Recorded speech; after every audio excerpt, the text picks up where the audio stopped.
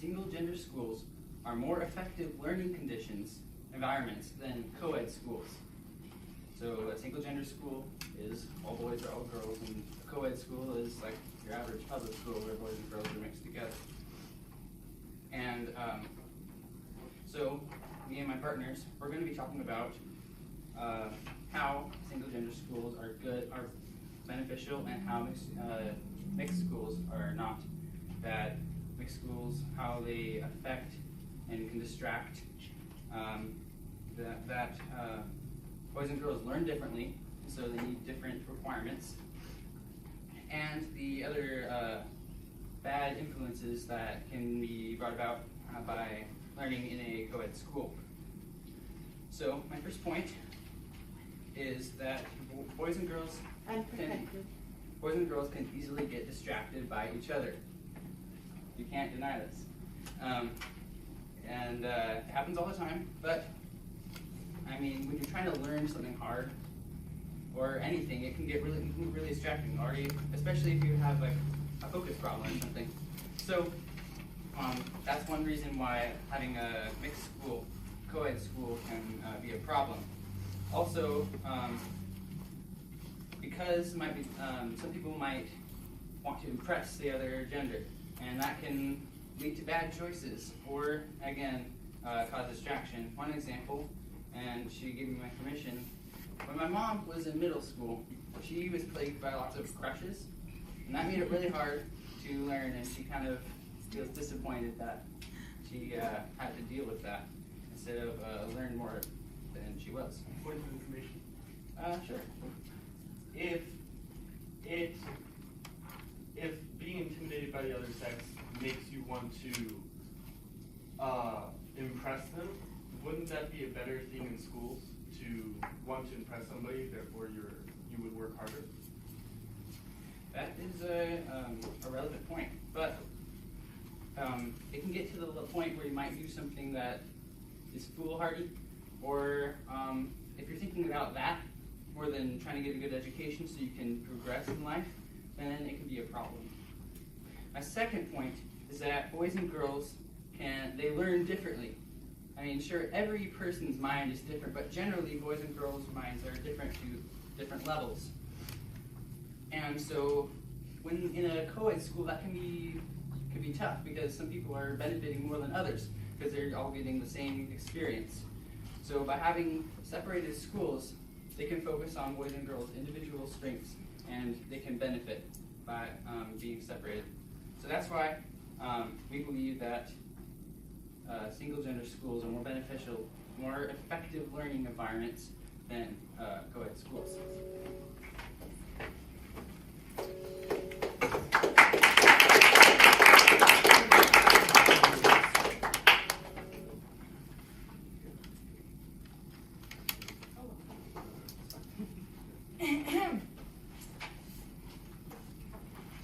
So one of the first things that my opponent mentioned is that it equals that when you're single gender education equals less distractions.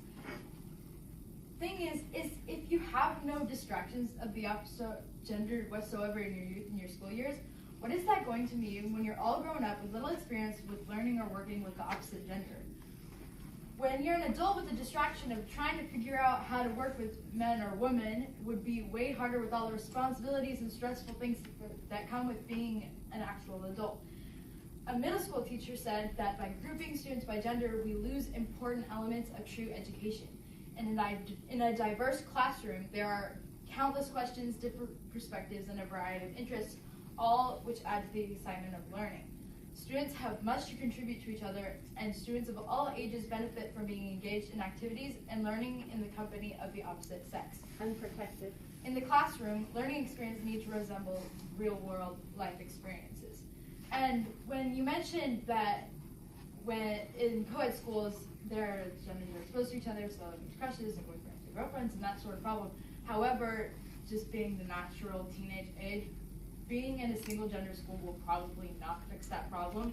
They'll have friends outside the single gender school, probably, a few. Point of information? Yes? And how does that apply to the single gender schools? If they're getting experience from outside the schools?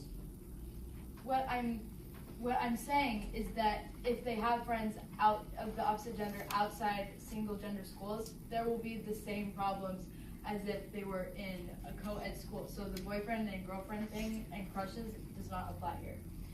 So first thing, hold on. And then, okay, let me organize my thoughts. So then, oh yes, the next thing is that you mentioned was that girls and boys learn differently. That actually today, much of the so-called science of sex differences has been debunked, but that hasn't kept public schools from modeling programs on bogus theories. As a result, boys are being deprived of the opportunity to develop crucial social skills such as working collaboratively and thinking creatively. The reason parents What did you mention? Yes? Don't you think that boys can learn to work together and think creatively with other boys?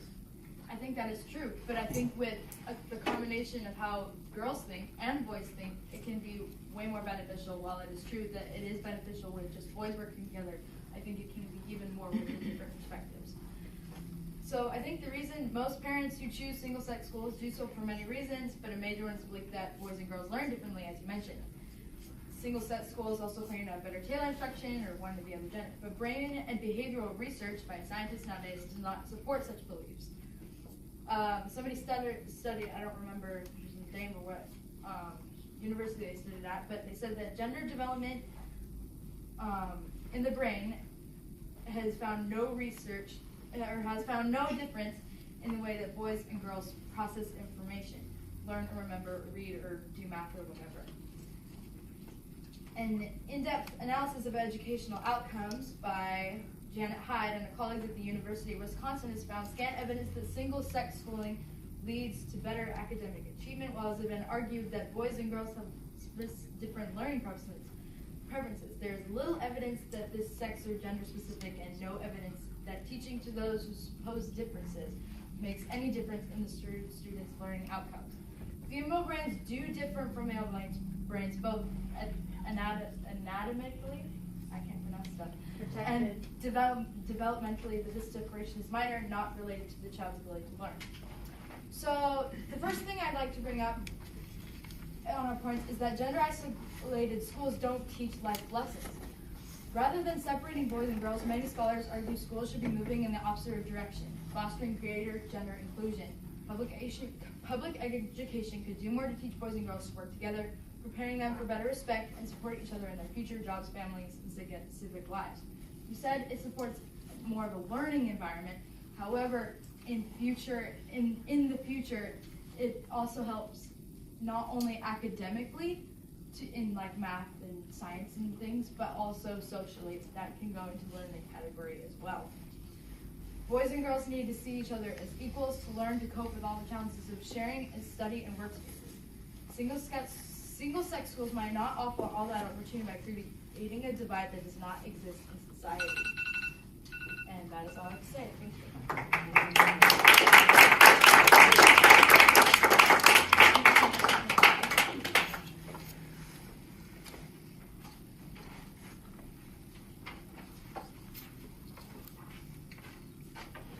Good afternoon, everybody. So we're here debating that single-gender schools are better learning environments than co-ed schools. And here is why. Because the co-ed schools, they just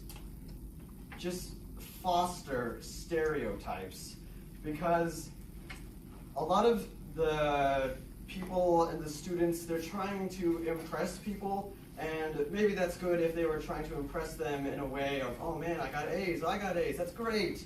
But no, they're trying to impress them, and they're just not asking questions like, oh, I don't want to look dumb. Or the guys are not taking classes that wouldn't be perceived as manly, like maybe an English class or something. And social skills are not the point of schools. And sure, schools could do more to teach social skills, but that's exactly it. They're not doing it right now. There is no point because they're not teaching the social skills at the moment. And so the social skills that they could be learning in these schools they're not anyway, and so there's no point. Because there's simply no opportunity to learn these social skills with the opposite gender while you're in school. I'd like to offer an extension that just the social skills, they're impossible to get in normal schools because there are about 4 opportunities that you could interact with the opposite gender. There's lunch, which already is separated. You got your girls' tables and your boys' tables, and that's not dictated by anybody except the students, and so the students are already segregating themselves. You got recess, which is only for the younger grades, and those younger grades don't really need that experience. You got the hallways, and since there's very, very little time in between classes where you need to grab your books and get all the way across campus, there's simply no time to talk to anybody. The last thing is group projects. And the sad thing about group projects is that if you're working with the opposite gender and you're learning about them and you're like talking about your life and what vacation you went on, then you're not actually doing the group project, and then you're not learning what you're supposed to be working on, which is the group project. And my opponent has said that they have friends outside of school, and so if they do have the friends outside of school, then they can just get the social experience outside of school. We don't need the social experience to come from the school. That's not the point of school. She also said, Point of information. Yes?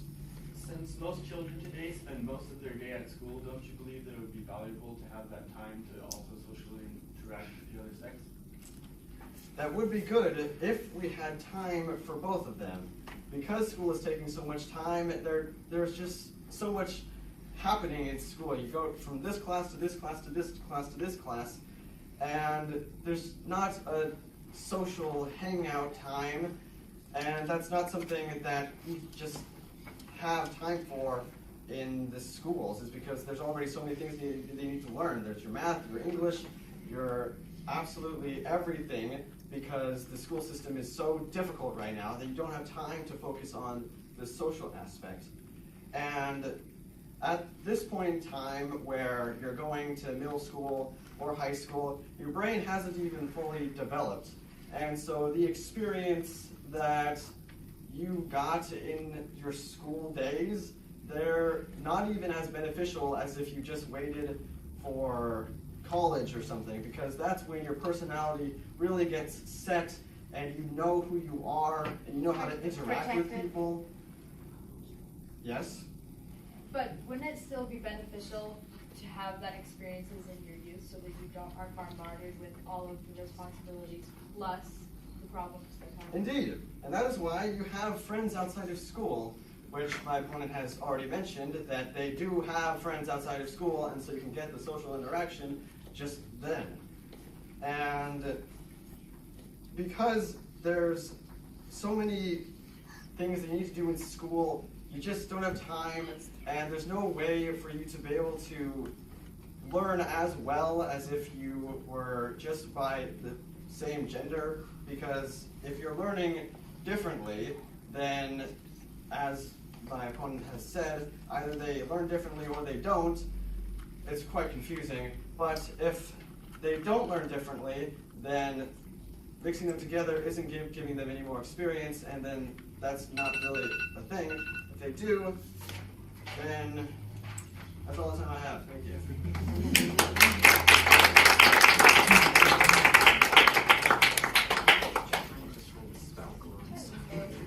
Okay, so first off, my opponent said that having gender-isolated education will make it so there's less stereotypes, which actually, there's a study that was by Lacey Hilliard that actually proved the opposite. They got 57 kids that were about 3 to 5, and they separated them into 2 groups, and for one of the groups, they just taught them equally, and for the other group, then they lined them up with boys and girls, and then they would hang stuff on posters, like a boy poster and a girl poster. At the end, then they asked them stereotypical types of questions, like should only girls play with this stuff, and should only boys like this stuff.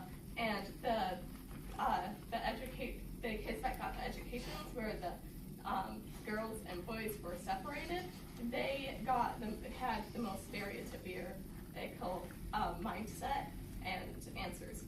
Also, you said that why do they need to be together in school to learn about each other if they're just going to see each other outside? Well, outside of school, then they don't get as much as a wide range of people that they know. At school, there are like crazy kids, and there are like soft kids, and there are like just so many types of kids. Yes. Would each student choose to interact with all of the other people and not just choose a few close friends?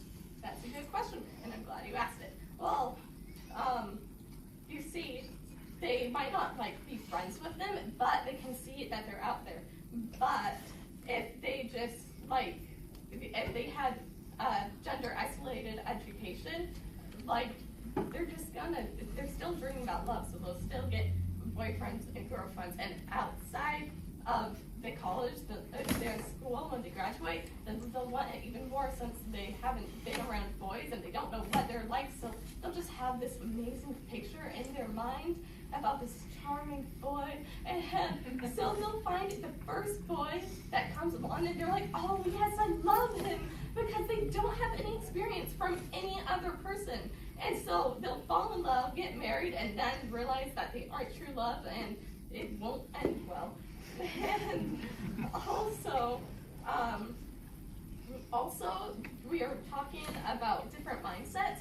I think having the different mindsets together will actually improve it, because you will learn to accept others for what they think and how they think, and get new ideas from them because they have different ideas, because they think of the world differently. So you can take those ideas, learn more, and in different ways, and accept people from the mindset.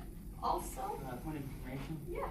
Don't you think that there can be different mindsets within a single gender school too? Because no one's alike. So That is true. But as we were saying, boys and girls have different learning type of mindset. So even if they have different personalities and pick on different things, then they still have a lot to learn from each other about learning and different learning techniques and styles. Also, it's been proven that with gender isolated education, there's more competition because they have the same learning mindset, so they just want to keep on going and be the best that they can. So there's more competition, and it leads to stress and bullying. Yes. Isn't wanting to be the best you can a good thing? Yes, that's a good question. It's good if there's a healthy competition with different mindsets, then they're working toward the same goal, but there's different variety, and so it's better to get there. But with gender isolated education, they have the same mindset, and they're still trying to reach that goal, and that can lead to bullying, stress, and also it can lead to if you're in a girl education, it could be well, you could form this type of community because you're hanging around girls, and you only see what they can do instead of boys can do, so you end up thinking that girls are superior, and you may look down on the other gender, and that is all I have to say. Thank you.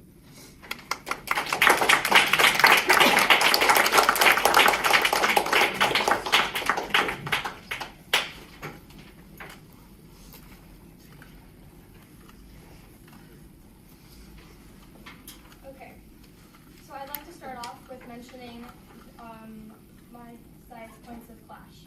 So, number one, we have distracted. It's really easy to get distracted in community public schools with lots of girls and boys. Number two is they learn differently. We have different mindsets, different levels of maturity going on at the same time. And three, there's bad influences, could be impressing others, stereotypes, and other things like that. So, also, there's not a lot of time for socializing if they were to, and the times that they do have, as my teammates have extended on, don't really give you they choose not to socialize anyhow. The boys and girls don't mature until later, which is another thing that was brought up in this discussion.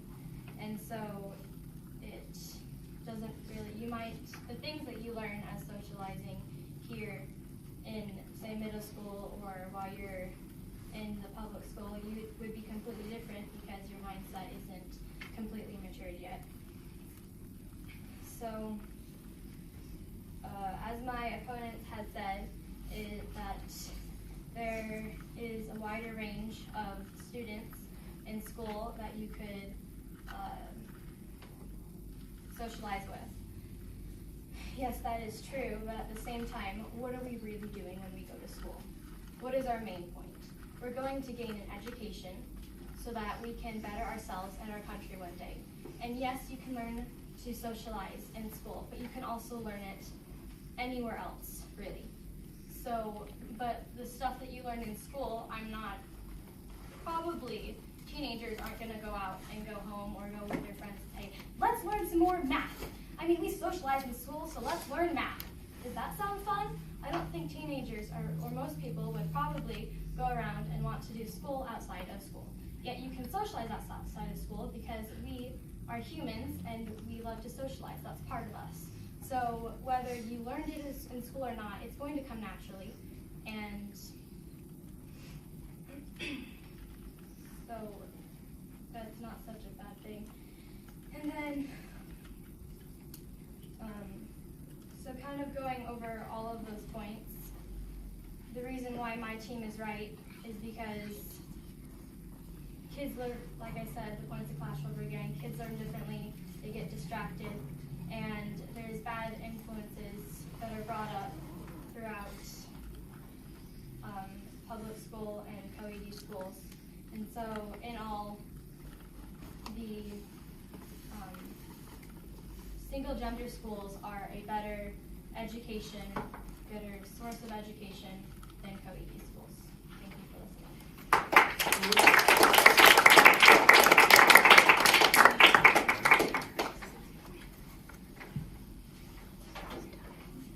Good evening, ladies and gentlemen. So tonight we've heard an amazing debate between both sides, but I truly think that most of our points have been very strong, and so I'll just go over a few of the points of clash, or a few of the main conflicts in the debate. So Amelia had the points of clash pretty well down. So first of all, she said that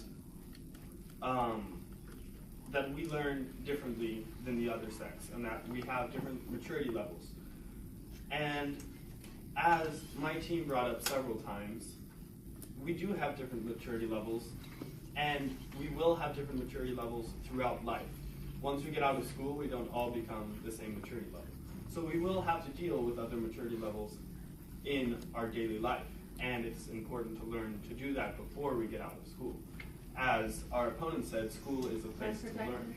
More information? Yes. Couldn't we learn those things outside of school? We could, but seeing as we spend more than half our day in schools, school is a part of life, it's not a separate thing from life. So if we want to learn in our lives, school is a place that we can do that, and we can do it otherwise, but I don't think that we should stop trying to learn from others in schools because it's a separate place. For information, yeah, I actually think you can learn social skills and learn from others even with the same gender. You can learn some social skills, but that actually brings me to the next point of clash, which is socializing. This was a very big point of clash in this debate. As Amelia said, we could go to school to improve our country and to improve ourselves, not to socialize. So how do we improve our country if we can't talk to anybody of the other sex? That means that the whole country would have to just be one sex if we weren't going to be able to socialize with the other sex. And the other sex is different. And we need to learn how to cope with the other gender and how to talk to them and how to lead effectively both genders. So that brings us to our third point of clash, stereotypes. So this was a important point of clash because it's a big topic in today's world of stereotyping people. So I think that my side brought up some very good points because there was that study by, let's see, there's a study by Lacey Hillard who proved that, and there was actually many other studies, I found 3 studies that proved that stereotyping is much more common in single gender schools, and co-ed schools are actually one of the best ways that they found to combat stereotyping in today's society. For information? Yes. But that study is only for 3 to 5-year-olds. Aren't stereotypes just expounded in the later years? I can see why you would think that. My companion didn't quite explain. It was not 3 to 5, it was as young as 3 and 5. Their study group ranged from 3 all the way to 18 that they did the study on. So, in the end, I'd just like to ask the judges, when you vote, think about what you're voting for, because if you vote for the other team, then that would be voting to make this world more segregated and to make this world more separated by gender instead of helping us to all work together. And that's all I have to say. Thank you.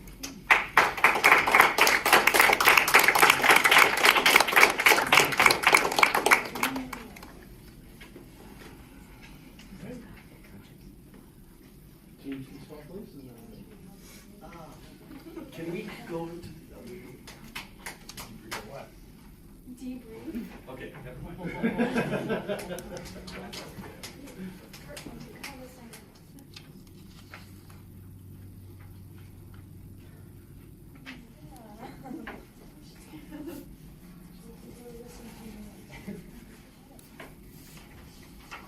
Hello. So today we're here to state that this house believes all people should live based on a whole food plant-based diet. The difference between vegetarian and a whole food plant-based diet is that being a vegetarian, you eat animal products aside from the meat itself, whereas in a whole food plant-based diet, you don't eat the animal product at all. As for the roadmap of our debate, we are going to talk about how a whole food plant-based diet improves the quality of living, reduces the risk of heart disease, cancer, and other diseases, and how it helps to improve our economy. In America, we are currently living years with more chronic diseases than our ancestors did. The illness and disease our ancestors suffered were due to viruses and bacteria such as measles and plague, which killed many. Currently, the leading causes of death in America are preventable diseases, not that come from a poor diet and lifestyle. To see what effect an increased meat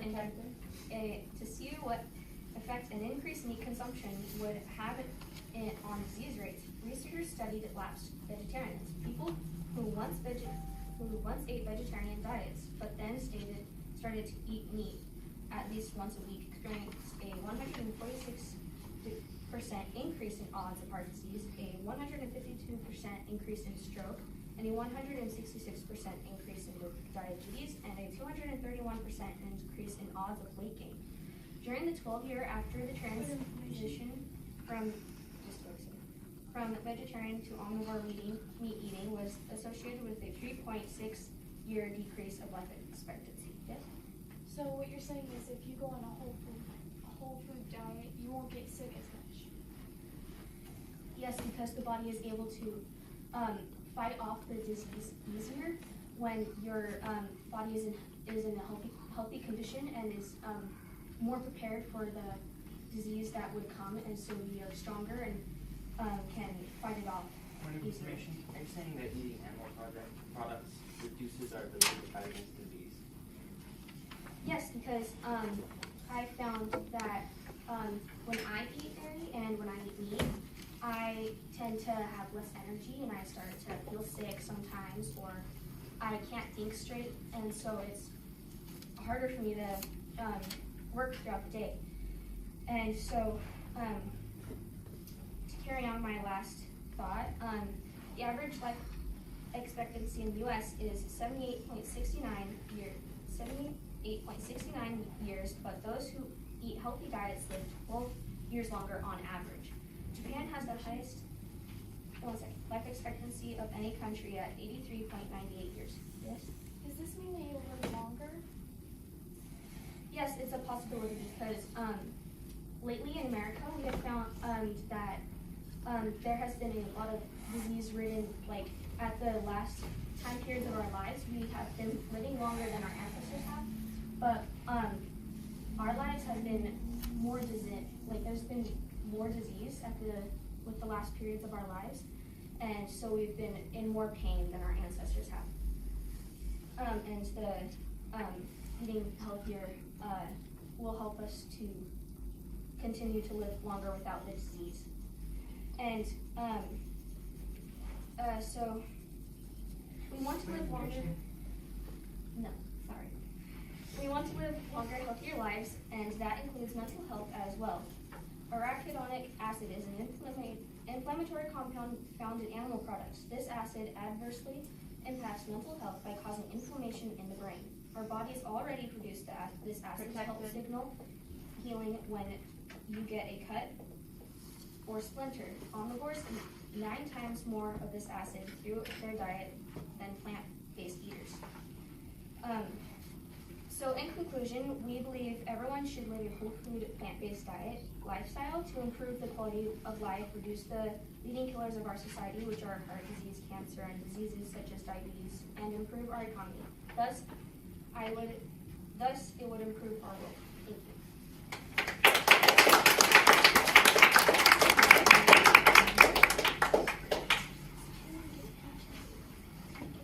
Okay. So, me and my team will be arguing that we believe that not everyone should be on a whole foods or vegan diet. We'll be talking about, this is my roadmap, the benefits of not being vegan, why it's not so great to be vegan, and the problems that could come from if everyone decided to be like that. So first off, animal products have a lot of nutrients. Eggs, if you ever take the time to look on a carton of eggs and look at the nutrition facts, they have a ton of protein. And the yolks are basically sacks of nutrients. Meat is pure muscle from animals, so it's full of protein. And if you choose carefully, you can eat lean meat, like fish. It's full of very healthy fats. And we're not saying that you should just go and eat a ton of meat. You need to be careful about what you eat. But we're saying that eating animal products can be very beneficial. Meat and it contains a ton of energy. That's one of the benefits of being a carnivore. I'm not saying I'm a carnivore, but animals that are carnivores, they don't have to eat as much as herbivores because meat contains so much energy.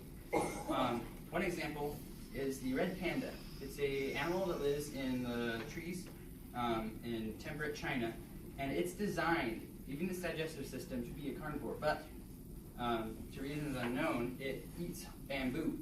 And because of that, it has to eat a lot so it can get enough energy to do what it needs to do. So that's why we're pointing out that animal products can be very healthy, very beneficial if eaten in moderation.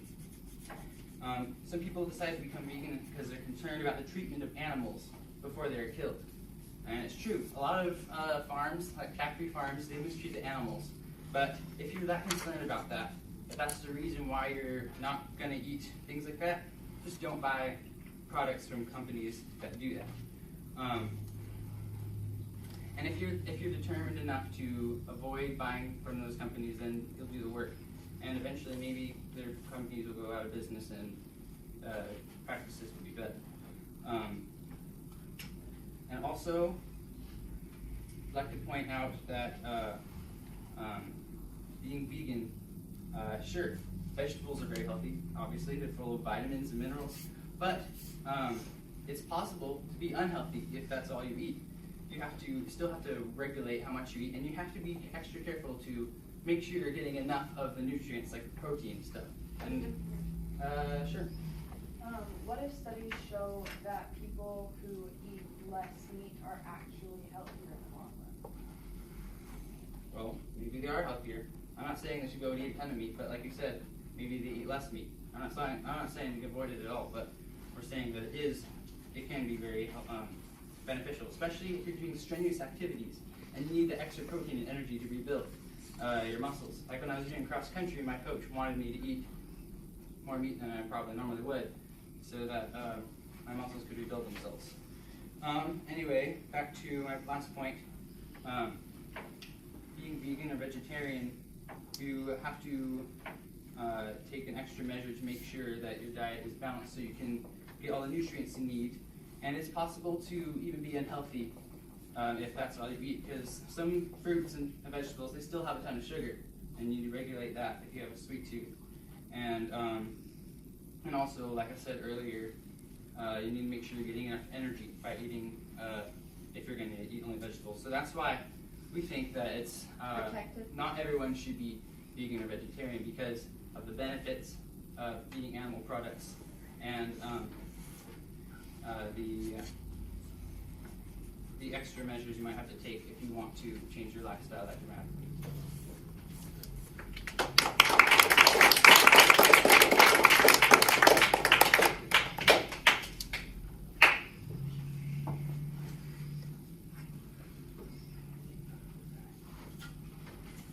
Okay, as my partner has brought up several points on why we believe that everyone should be eat a whole food and plant-based diet. One thing I want to clarify real quick is that a whole food plant-based diet is a little bit different from just your average vegan, because you're making an extra kind of motivation to eat things that will be not processed and that will be better for your body. So you're focused on not only just not eating animals, but you're focused on trying to get the best food for your body. Now, a couple things that my partner brought up that are good for everyone to know is that if you eat less meat, a lot of studies have been done that show that you have less chance of getting huge leading causes in things like heart disease and diabetes.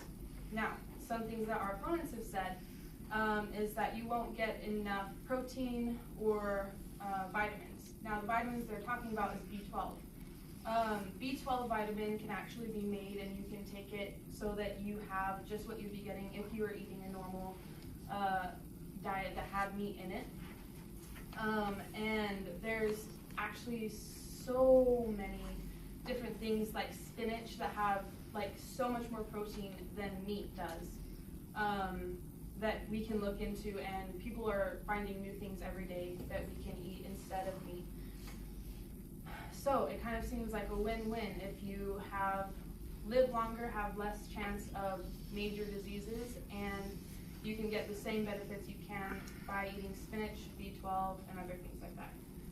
Now, I'd like to offer an extension that if everyone had a whole food, plant-based diet, the economy would actually prosper. You may be wondering how food affects money. Well, it has a big role. Think about it. Right now, heart disease is killing about 610,000 people in the U.S. every year. Now, how much money of that do you think is spent just on the medication and healthcare plans itself? The U.S. spends almost $1 billion.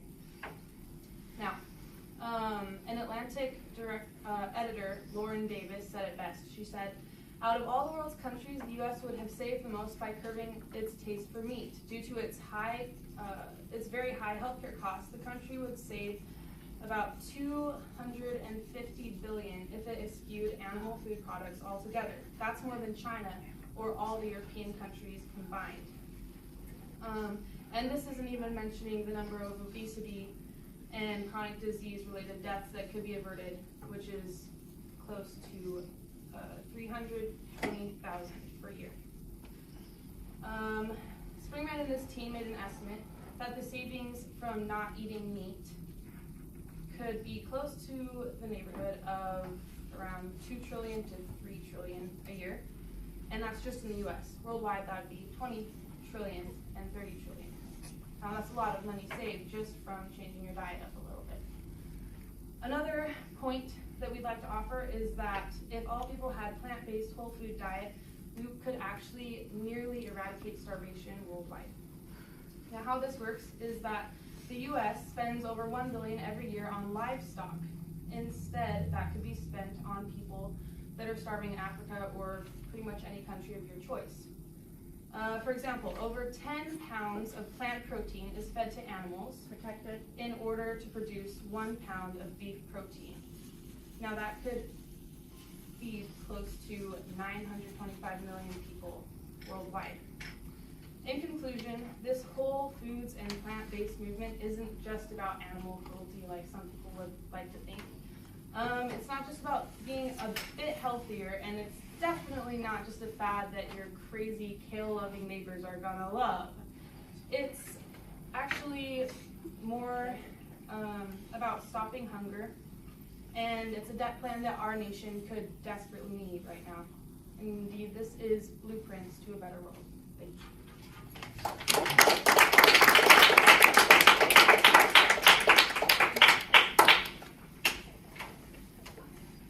Okay, so as my opponent said, well, both of them, this whole food and plant diet will help get rid of diabetes, and it will help the economy, and it will help starvation and obesity, and it will also help our homeless people or people who don't have the money to buy food or a house.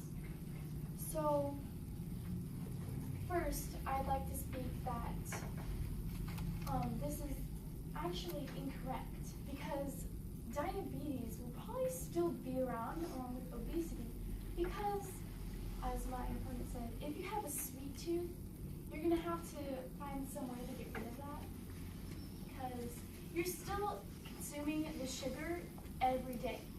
My mom and my father have gone on a keto diet to get rid of eating sugar and carbs and stuff that can ruin you, and I've seen the change in them, and they've lost a lot of weight, and their moods have improved a lot more. Did you know that whole foods plant-based diet, like we are suggesting, also removes processed foods and most sugars? Yes, I did, but you're still consuming sugar. Even if you have fruits, or let's say you have an apple, there's still lots of sugar in fruits and vegetables. No.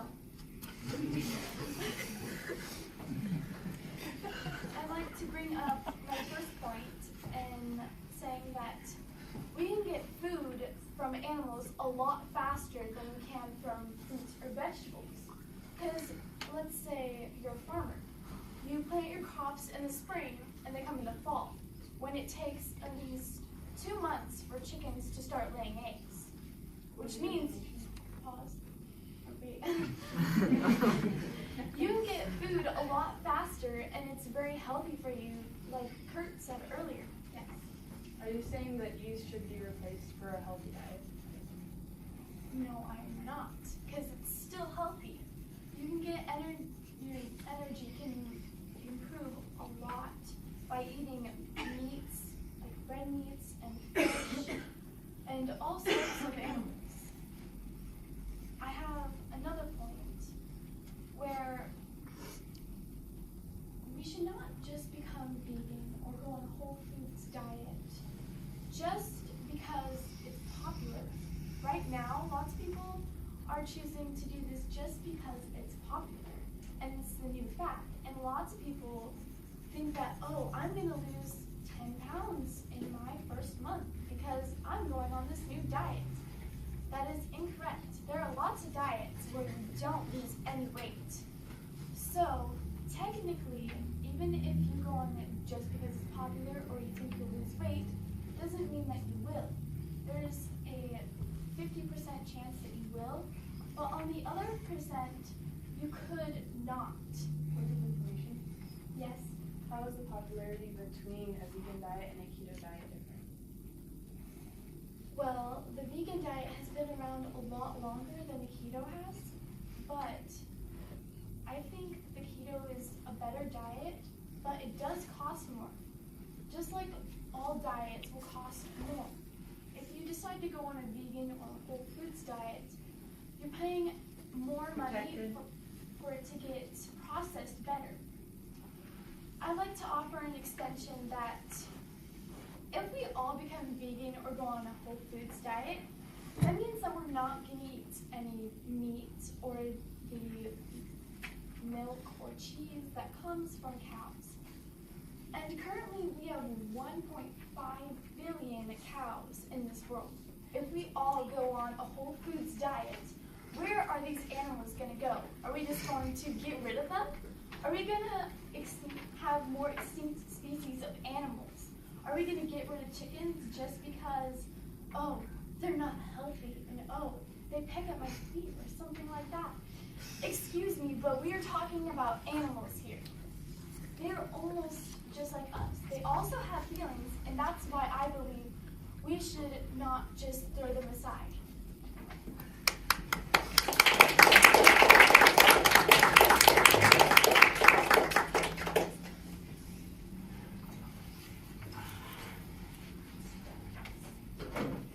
All right,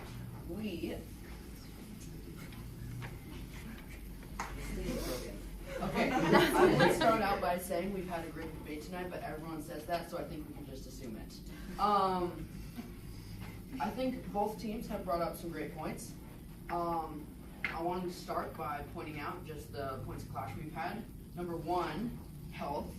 We've kind of gone back and forth with my side saying that you'll be healthier if you eat this diet, and their side saying that it either won't make a difference or you will actually be unhealthier. We've had disease, them saying that it doesn't make a difference, and us saying that yes, it does pretty much. And then I'd say that the other big point of clash was protein and energy, them saying that you don't get as much with a vegan diet, and us saying yes, you do. So I want to go through and say, number one, with health, it is a scientifically proven fact, guys. Were you ever told as a little child to eat your vegetables? You know why? Because they're good for you. Because they make you healthier. There have been so many studies done, just like to prove that. Point information. Please wait a second. That plants are healthier for you than meat. Yes. Actually, yeah, I was kind of about to say that. Are you saying that animal products aren't healthy? Well, okay, so let me just get there with disease, kind of leads into that. So, here's the thing. A lot of animal products are good for you, but for every animal product that's, kind of good for you, there is a plant product that is better and with no side effects. It's a proven fact, like my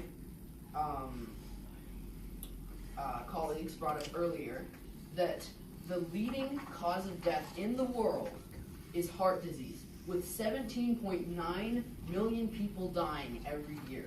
That's a lot, guys. Point information. Please wait. Okay? Heart disease kills so many people, but the biggest reason for heart disease is cholesterol. And you know what you get cholesterol from? Meat. Yes. You covered it. Okay. Just for contrast, the most deadly animal on the planet is a mosquito. You want to know how many people they kill in the world every year? Only 2.7 million. That's not really an only, but to compare to heart disease, that's less than 1/3. Also, cancer, a big cause of cancer is meat. A lot of people don't know that, but there have been a lot of studies done that show you have a lot higher chance of getting cancer if you eat meat. In the U.S. alone, almost 600,000 people die of cancer every year.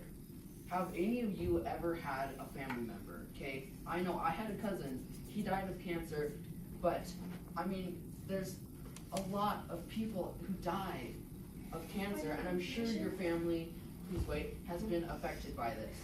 Okay, and we could cut that so much just by cutting the meat. Yes. Aren't there cures for cancer though? No, there are not. Okay, Point of information. please wait. There are a lot of treatments, but there is no cure. Yes. You're saying we should avoid meat and animal products altogether? Well, pretty much. That's what we're proposing here. That's kind of the movement. So, I'm sorry if you missed that. Some big points is that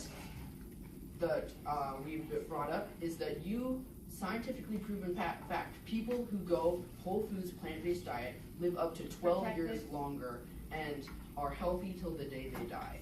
So that's not a guarantee that you're not going to get sick, but it's a pretty good chance. Sorry, let me just find my points here. So okay. A few other points that my team has brought up that I'd like to reiterate is that the U.S. economy alone spends $1 trillion. Okay, think about that for a minute. $1 trillion on just paying for healthcare and medication for these diseases that are caused almost solely by the amount of meat that we consume.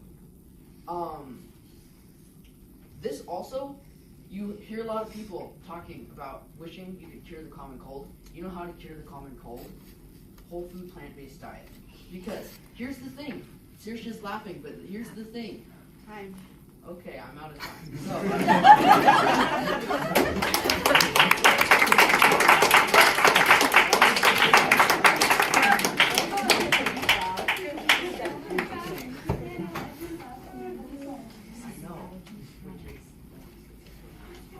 I'm not laughing at you.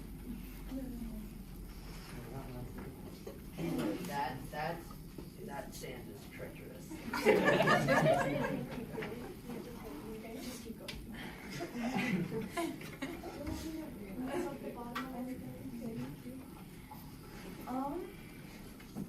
Well, I feel like my opponent has pointed out the 3 main points of clash pretty well. The health and disease, and I would just like to state why I believe that our side has won. So, as we have mentioned before, you can get a lot more energy and nutrients from meat than you can, you'd have to eat a bigger amount of vegetables to compare to the protein and energy that you would get from just one portion of meat.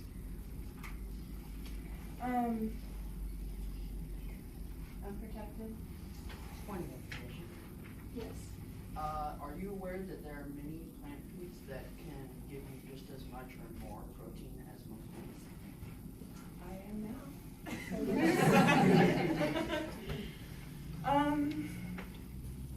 I would like to bring up the extension that Saoirse brought up. I believe that it is definitely worthy of thinking about. If everybody went whole foods, plant-based diet, what would we do with all the animals that we have? As Saoirse said, in the world there are on an average of 1.5 billion cows, and that's just cows. We have so many other animals. What are we going to do with them? I mean, yes. Don't you think that's too many animals? Yes, which is why if we didn't eat them, where would they go? I mean, yes.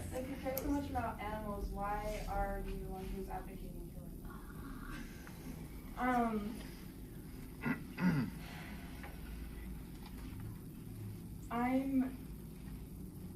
not, I don't believe that our side is arguing that meat is good for you, but that we're arguing that not everybody should go whole foods plant-based diet. And if we look at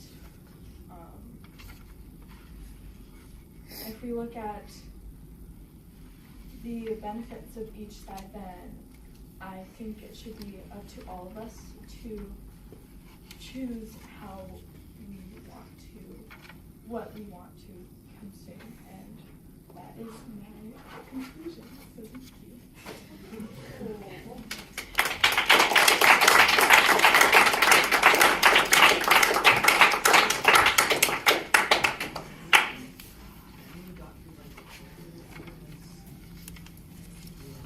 The end.